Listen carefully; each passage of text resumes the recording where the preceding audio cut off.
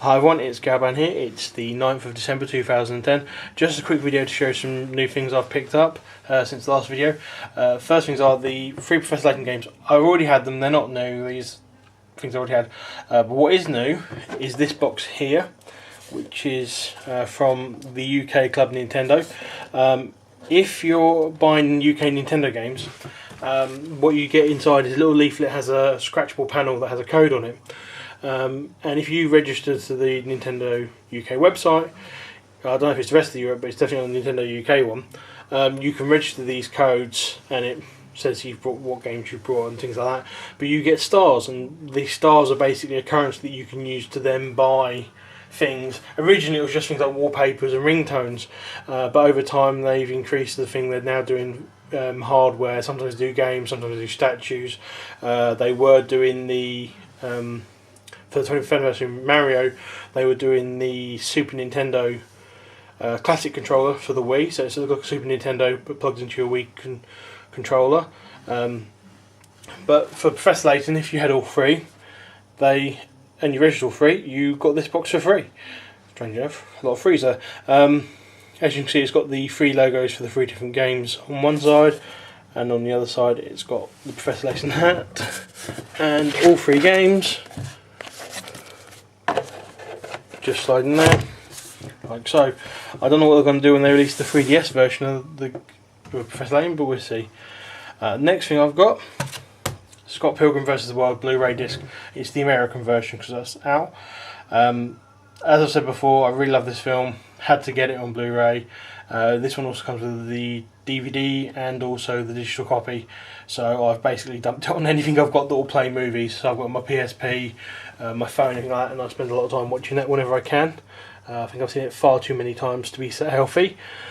Next thing, Call of Duty Black Ops. Picked this up at launch. Tesco's were doing a pretty good deal where if you brought a point card as well, you got the game for £27.99. Really like this. I'm not a big fan of Call of Duty. I don't play it massive amounts, but I've played this through to completion. Did a lot more multiplayer on this than I've done any other Call of Duty game, and it's actually really fun. I know there's a whole stigma about the fact it's not an Infinity Ward game, but I like it and I'm enjoying it. Next thing I've got is Splatterhouse. This is the new game on the PS3. Really enjoying this. I'm a big fan of the old Splatterhouse games. This just has that same feel, but in a updated version. Really enjoy the game, and you can actually unlock the three original games by playing through this as well. A lot of new features that are quite fun in it. Next thing is Gran Turismo 5. Pick this up. Bit of a shame that the damage is only available now by the lobby mode, which is online mode, rather than using the arcade and career mode. But it does have some interesting stuff, things like the ability to use the B-spec mode, where you actually have a driver that drives for you and you issue commands for them, whether to pick up pace, slow down, or to overtake, and obviously but then you can still be the driver yourself and drive the A-spec mode, where you drive through drive your cars and purchase things like that. It's good fun. I've also got the PSP version as well, so I've downloaded all my cars, or some of my cars from the PSP version, to this, which you can run in arcade mode under your portable garage, which is quite fun because it means straight away I managed to unlock the Bugatti Veyron because I had it on my PSP already, so that's good to do.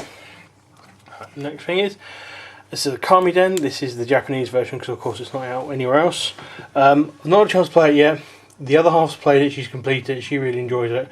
I'm going to get around to playing it soon, and I'm a fan of Okami, so it's going to be good. It's a Capcom game, so they don't do many bad ones. Next thing is, just got this yesterday. This is Golden Sun Dark Dawn. This is the brand new Golden Sun. It doesn't get released till tomorrow. Not played it yet, to be honest. I haven't had a chance. It turned up yesterday, and so I've not had a chance to even think about playing it. Probably get some time into it tonight after this video, and I'm sure I'll let you guys know how it is. In the UK, we had a lot of snow. Unfortunately, I ordered this and another game last week, the Donkey Kong Returns,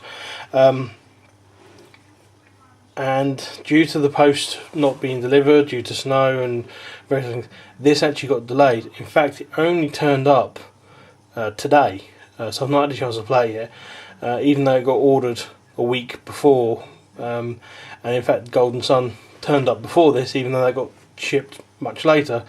As I say, it's Donkey Kong Country. I love the originals. I hope they haven't ruined too much, but a lot of the reviews I've seen are quite positive about this, so I'll get around to playing this and have some fun. And the final thing on the new list is this. This is the 25th anniversary. That way. It's the 25th anniversary Super Mario All-Stars edition for Wii. It comes in a nice red box with gold lettering. You get the Super Mario All-Stars game on a Wii disc. You get a Super Mario History set, which is a booklet and a soundtrack CD. Again, this is the PAL version. For some strange reason, they put hook holes with perforations on it if you want to hang up on hooks. There's the back of it. What you do, I'll unpack that now. I've already split the sellotape. Slide that out. And what you get is you actually get two discs, or two boxes. First one is this is Super Mario All-Stars. So this is Super Mario Brothers, Super Mario Brothers 2 and Super Mario Brothers 3, as well as Super Mario The Lost Levels. If you're Japanese, obviously it's Super Mario USA for Super Mario Brothers 2, and Super Mario Brothers 2 is The Lost Levels. There's a whole thing, you can find the wiki page on that and it'll detail it. This is the exact same game that got released on Super Nintendo. It even says there, this content of the game is the original SNES. So they could have put this on Virtual Console, but they decided to release it as a disc. I've already got Mario All Stars, had it for years, but I wanted to pick it up because I'm a big Nintendo fan, and it's good to have 25th anniversary Mario. You also get this one, which is the Super Mario History, which is an audio CD and a booklet. And this booklet on the back has all the soundtrack information. Basically, you get the main themes from all the Mario platform games, main platform games. That's there, and then you also get a collection of audio clips as well. Things like Small Mario Jump, things like that. The booklet actually is the same one that they released with the Japanese version of Super Mario All Stars. In fact, all the artwork is the same. As you can see there, they've got the Japanese box and Japanese cart for Super Mario Brothers, but they've just translated the text into English where necessary, but there's still a lot of Japanese writing in there. And again, they mentioned Super Mario Brothers 2 as the Japanese disc version, which is what we in the UK and US know as Lost Levels, which came in Super Mario All Stars, and Super Mario Bros. 3. And they also mention Super Mario World, and then Super Mario Brothers USA, which is what we call Super Mario Brothers 2, as I mentioned there, in the UK and US. They even put the new box art that goes through. It's got some art from the other games. Mario Sunshine, new Mario, yeah, and they got some stuff from the Mario Galaxy 2. They've got some artwork that's there, like Boulder Mario, Limp Yoshi, the ship, the Dragon Boss, things like that. And then they've got some artwork drawn for Super Mario Bros. 3, Super Mario World, and bits and pieces like that. And just other stuff. So it's all taken from the original Japanese one. They've just translated the text, and there's a picture of all the Nintendo employees who've worked on Nintendo at the time, featuring out 25. So yeah, I don't know if it's worth what a lot of people have seen. They're charging £35 for it. I paid less. I paid a more realistic price of under £20. I wouldn't say pay more than 20 quid for it unless you really need to have it. If you've already got Mario All Stars and you're not interested about the anniversary stuff, obviously, unless you don't want to have to plug your SNES back up, it's not worth it. If you're not bothered about Mario, then obviously you're not going to want it at all anyway.